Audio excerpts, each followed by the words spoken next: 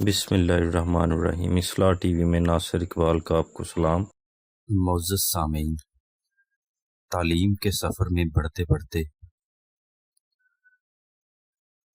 ہمارا سنگ میل جس موضوع پر پہنچا ہے وہ ہے بچوں کو تعلیم کیسے دی جائے۔ سامعین کرام، میٹرک کا طالب علم لا علم ہوتا ہے، وہ مشورے پر چلتا ہے۔ اس وقت والدین کا ایکسپوئر نہیں ہوتا، مگر خواہشیں ہوتی ہیں۔ وہ اپنی ان خواہشوں کا تکمیل کے لیے دوسروں سے مشورہ کرتے ہیں۔ زیادہ تر ٹیچرز کا بھی ایکسپوئر نہیں ہوتا، جس کی بنا پر وہ بھی صحیح مشورہ نہیں دے پاتے، کیونکہ ہماری ایجوکیشن انڈسٹری نے بے روزگار لوگوں کو ٹیچر بنا کر مصروف کر دیا ہے۔ حالانکہ ٹیچر وہ ہوتا ہے جو انسانی نفسیات کو جانتا ہو اور یہ جانتا ہو کہ کسی کو کیسے خود شناس کرانا ہے۔ ہمارا ٹیچر خود شناس نہیں ہے، اور نہ ہی وہ خود شناسی کی بات کرتا ہے۔ ہمارا تعلیمی نظام اور تعلیمی نصاب میں بھی خود شناسی شامل نہیں۔ جب تک والدین، اساتذہ کرام، معاشرہ اور حکومت اس حقیقت کو نہیں مانیں گے کہ معاشرے میں ورائٹی اور مختلف مواقع ہونے چاہیے تاکہ افرادی قوت کو کہیں لے جایا جا سکے، تب تک پلاننگ نہیں ہو پائے گی اور صرف چند شعبوں کو ہی اہمیت ملتی رہے گی۔ ہمیں اپنے بچوں کو زمانہ طالب علمی میں ہی یہ شعور دینا چاہیے کہ وہ اپنے شوق اور پروفیشن کو ایک کریں، کیونکہ اسی میں کامیابی اور تبدیلی ممکن ہو سکے۔ زمانہ جدید کے مطابق تعلیم کی تعریف یہ ہے: تعلیم وہ چیز ہے جس سے خود شناس لوگ پیدا ہوتے ہیں۔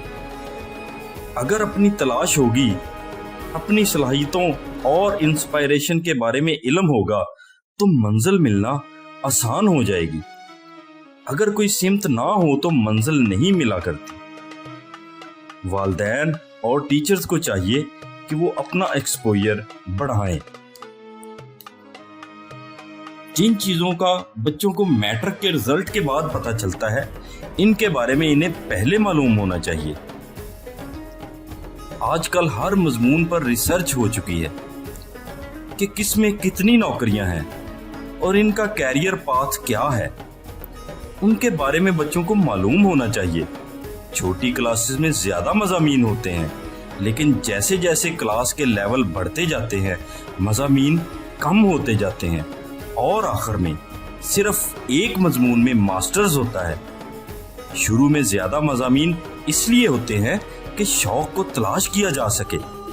ہمیں ڈاکٹر، انجینئرز کے علاوہ دوسرے مضامین کے بھی ہیروز کو اپنے بچوں سے متعارف کروانا چاہیے، تاکہ بچوں کا ویژن بدلے، جس سے ان کی سوچ اور نظریہ بدلے گا، اور وہ چاہتے نہ چاہتے ایک ایسا قدم ضرور اٹھائیں گے جو ان کو شوق کی طرف لے جائے گا۔ بعض بچے جب میٹرک میں فیل ہوتے ہیں تو اس ناکامی کا اتنا اثر لیتے ہیں کہ ان کے لیے دوبارہ تعلیم کی طرف آنا مشکل ہو جاتا ہے۔ والدین اور ٹیچرز کو چاہیے کہ جس طرح وہ بچوں کو کامیابی قبول کرنا سکھاتے ہیں، اسی طرح انہیں ناکامی کو قبول کرنا بھی سکھائیں۔ بچوں پر اتنا پریشر نہیں ڈالنا چاہیے کہ اگر وہ فیل ہو جائیں تو وہ خودکشی یا کسی برے فیل کے متعلق سوچنا شروع کر دیں۔ ناکام ہونے والے نے ہی کامیاب ہونا ہوتا ہے۔ اگر وہ سمجھ جائے کہ میں ناکام کیوں ہوا ہوں، پہلی دفعہ فیل ہونے کے بعد انسان کو سمجھ آتی ہے کہ کامیابی اصل میں کیا ہے۔ ناکام ہونے اور گرنے والا ہی سنبھلتا ہے۔ ناکامی سبق دیتی ہے، ناکامی قوت اور جرأت دیتی ہے۔ ہمیں اپنے بچوں سے اتنی پرفیکشن کی امید نہیں کرنی چاہیے کہ ان کے لیے پورا کرنا ناممکن ہو۔ بچوں کی اپنی ہر ممکن کوشش کے بعد جتنے بھی نمبر آئیں انہیں قبول کریں۔ अगर वालिदैन और टीचर्स बच्चों पर दबाव डालकर ज्यादा नंबर दिला भी ले तो सोचें, क्या वो जिंदगी के इम्तिहान में नंबर ले पाएंगे? जिंदगी के इम्तिहान के फैसले और हौसले बहुत अहम होते हैं। जिंदगी के इम्तिहान में बहादुरी और मकसद हयात का बहुत अहम किरदार होता है। जिंदगी के इम्तिहान में रहनुमाई और इखलास अहम है। दुनिया का सबसे नालायक बच्चा वो है जिसके पास नंबर्स हैं लेकिन जिंदगी गुजारने के गुर नहीं है। सिर्फ नंबरों का होना कामयाबी नहीं है। अगर सिर्फ नंबर्स ही होते तो फिर न्यूटन और आइंस्टाइन कोई ना होता। अगर सिर्फ नंबर ही होते तो फिर डॉक्टर अब्दुल कदीर खान कोई ना होता। दुनिया के बड़े बड़े नाम नंबर्स लेने वाले नहीं थे। एडिसन ने नंबर नहीं लिए थे।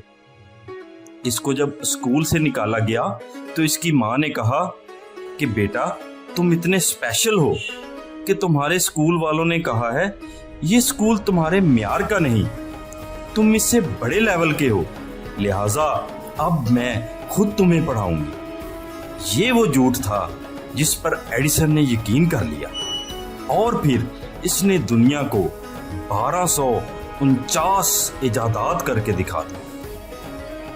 दुनिया में बड़े लोग ऐसे हैं जिन्होंने तालीम में तो नंबर नहीं लिए लेकिन जिंदगी के इम्तिहान में इन्होंने बहुत ज्यादा कामयाबियां हासिल की।